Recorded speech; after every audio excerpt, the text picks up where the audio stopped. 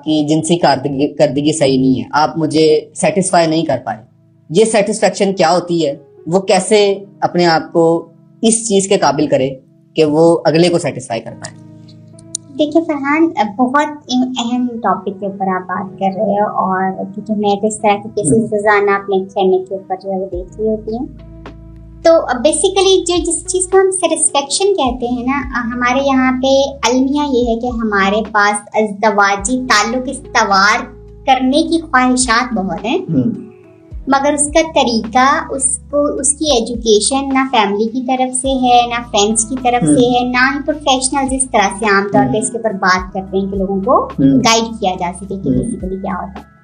अब एक तो ये हमारा सबसे बड़ा लैप्स है कि हम नहीं करते इसके ऊपर बात, और ना ही हमारी एजुकेशन, दो हमारा रिलीजन इसके ऊपर बड़ी ओपनली बात करता है, मगर उसको भी हम पढ़ने की जरूरत नहीं करते और गवारा नहीं करते कि हम कंसीडर कर लें कैसे। जब कोई आदमी जो है वो सेक्सुअली अपनी बीवी को सेटिस्फाई नहीं कर पाता तो उसको हम नामर्दगी का ताना देते हैं, विच इज लाइक कि उस आदमी के लिए आपने बड़ा खूबसूरत लफ्ज इस्तेमाल किया कि ये साइकोलॉजिकल रेप है किसी इंसान का, कि आप उसको इतनी बड़ी बात जो है वो कह दें और फिर उसके बाद जो है चीजें आपकी खराब होना शुरू हो जाती है। डॉक्टर साहब, मुझे यहाँ पे मैं आपको रोकूंगा, मुझे बताइएगा कि सेटिस्फेक्शन का पैमाना क्या है?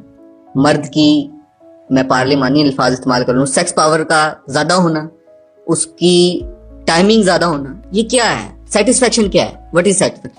सेटिस्फेक्शन जो है वो ना टाइमिंग का ज्यादा होना है, ना ही पावर का ज्यादा होना है। It is how you are with each other. आपका पार्टनर आपके साथ कैसा फील करता है, इसको कैसे डिस्क्राइब, कैसे सेटिस्फाई फील करता है आपके साथ। इसको डिस्क्राइब आप इसी तरह से कर सकते हैं कि मसलन आपका पार्टनर जो है, जो आपका हस्बैंड या वाइफ जो भी है, वो आपके साथ सेक्सुअली, फिजिकली और इमोशनली इन्वॉल्व हैं और वो सेटिस्फाइड हैं, उनकी नीड्स पूरी हुई। मर्द चाह रहा है करना तो वो कैसे करे फिर? हाँ, मर्द जब चाह रहा है करना तो अब यहाँ पे बड़े इंपॉर्टेंट क्वेश्चंस जो हैं वो ये आते हैं कि मर्द की जो फिजियोलॉजी होती है ना बड़ी डिफरेंट होती है। फिजियोलॉजी का मतलब है कि उसके जिस्म की बनावट बहुत मुख्तलिफ है, औरत के जिस्म की बनावट बहुत ज्यादा मुख्तलिफ है। औरत क्योंकि सेक्सुअली इतनी ज्यादा एक्टिव नहीं होती, पहले शादी से पहले एक्टिव नहीं होती। मर्द तो शुरू से ही हमारी क्योंकि सोसाइटी में थोड़ी एक्सेप्टेबिलिटी है इस चीज की, तो लड़कों के पास इसका थोड़ा सा इन्फॉर्मेशन थोड़ी सी लड़कियों से ज्यादा होती है, तो एक्सेप्टेबिलिटी होती है, तो वो एक्सपोज्ड होते हैं, वो सेक्सुअली एक्टिव भी होते हैं। अब जब औरत जो है सेक्सुअली एक्टिव नहीं होती और मर्द वैसे तो इन्फॉर्मेशन होती है, मगर उसको ऑपोजिट जेंडर को कैसे सेटिस्फाई करना है, किस तरह से उसको अटेंड करना है, किस तरह से उसका ख्याल करना है, उस पार्टनर के लिए क्या चीजें इंपॉर्टेंट है, ये चीजें सिखाई नहीं जाती, जो कि अज़दवाजी ताल्लुक को इस्तवार करने की है। थोड़ा सा बताएं क्या?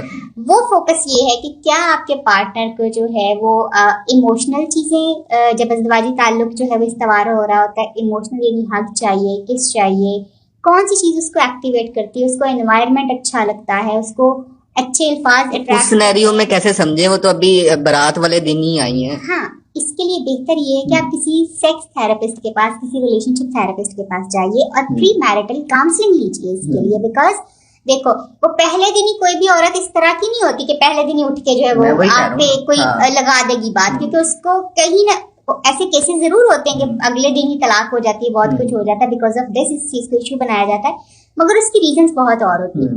औरतें भी थोड़ा सा वेट जरूर करती हैं कि अच्छा, क्योंकि दोनों के ऊपर प्रेशर सेम होता है। लड़के के ये हम समझते हैं कि लड़के के ऊपर प्रेशर नहीं होता, लड़के के ऊपर बहुत ज्यादा प्रेशर होता है शादी वाले दिन, और खास तौर पे अगर उसकी वो जो वेडिंग नाइट है उसके ऊपर बहुत प्रेशर जो है उसके ऊपर होता है।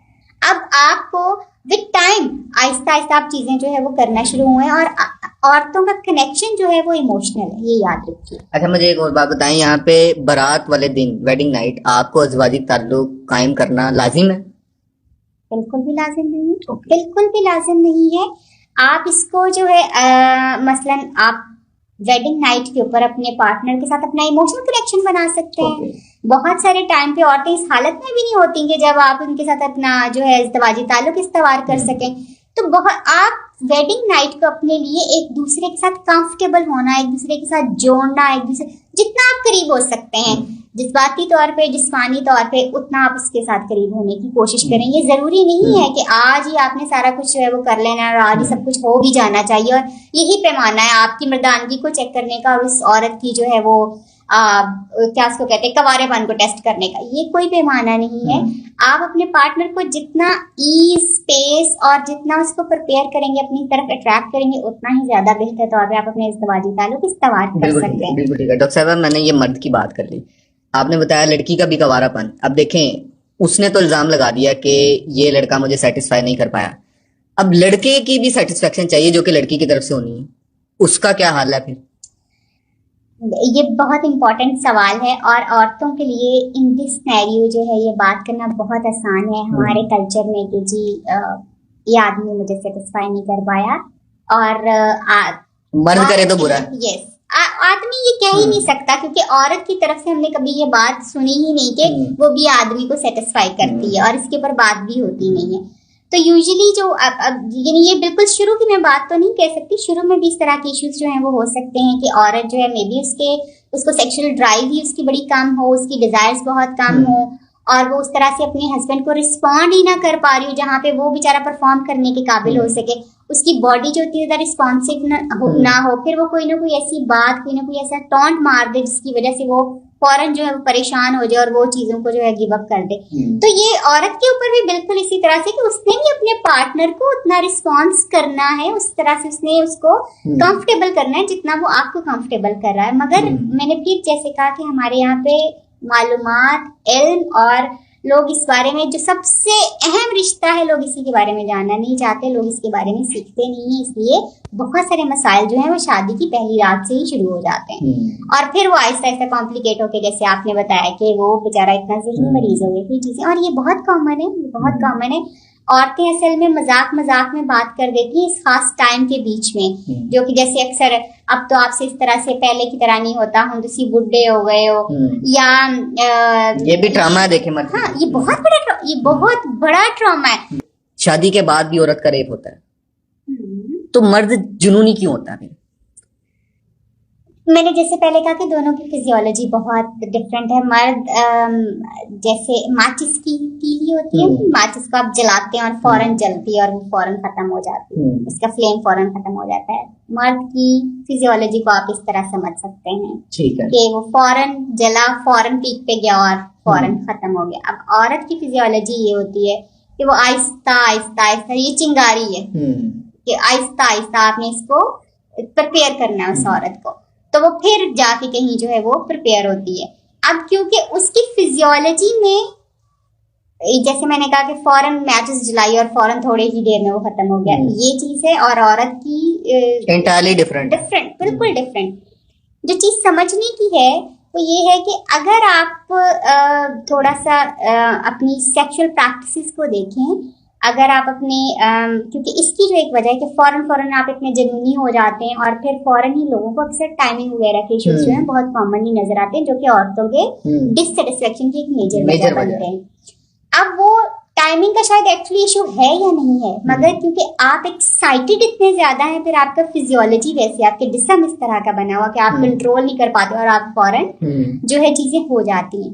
ये सारी ट्रेनिंग होती है, ये सारी ट्रेनिंग होती है। इसके ऊपर आपको सेक्स थेरेपी की जरूरत होती है। आप इन चीजों को जो है आप सीख सकते हैं कि आप किस तरह से अपनी एक्साइटमेंट को कंट्रोल कर सकते हैं, आप अपने टाइम को कैसे बढ़ा सकते हैं। ये सारी चीजें सीखी जा सकती हैं, इनको सीखना बहुत बहुत जरूरी होता है, क्योंकि ये वो चीजें हैं जो आपके पार्टनर की सेटिस्फेक्शन को आगे बढ़ाती हैं। देन औरतों के लिए फोर प्ले बहुत इंपॉर्टेंट होता है। फोर प्ले का मतलब ये है कि आपने उनको पहले प्रिपेयर करना है ताकि उनकी बॉडी, जैसे मैंने कहा कि वो आहिस्ता आहिस्ता प्रिपेयर होती है। तो जब जितना अच्छा आपने उसको प्रिपेयर किया होगा उतना ही अच्छा आपके साथ अलायंस में जाएगी, और इसी तरह से जो है वो आपके साथ साथ जो है चीजें, टाइमिंग का इशू जो उतना ज्यादा फिर नहीं रहता। दूसरी चीज जो है वो ये है कि हम कर लें और फिर हम यानी, क्योंकि बहुत सारी औरतों को ये भी टेंशन होती है क्योंकि अब आप एक सेक्सुअल एक्टिविटी में चले गए हैं, इज़्दिवाजी ताल्लुक इस्तवार हो गया, उसके बाद आपको शावर लेना है। वो शावर लेना भी बहुत सारी औरतों के लिए एक बहुत बड़ी बात होती है, क्योंकि औरतों का नहाना थोड़ा सा आदमियों से भी डिफरेंट होता है, तो वो इसको भी एक इशू बनाते हैं। और इवन बहुत सारे क्लाइंट्स आके ये रिपोर्ट करते हैं कि भाई नहाना पड़ेगा, ये एक चीज जो है वो है। और नहाना, फिर वो इसके ऊपर ये बात कहती है कि नहाना तो फाइन हो गया, मगर क्यों नहाए भाई जब हम सेटिस्फाई भी नहीं हुए, हम आपकी वजह से हमारे ऊपर ये बर्डन और हमारे कामों का जो बढ़ गया। ये एक चीज बहुत ज्यादा जो है वो सुनने में आती है, क्लिनिक के ऊपर आके लोग जो बात करते हैं इसके बारे में।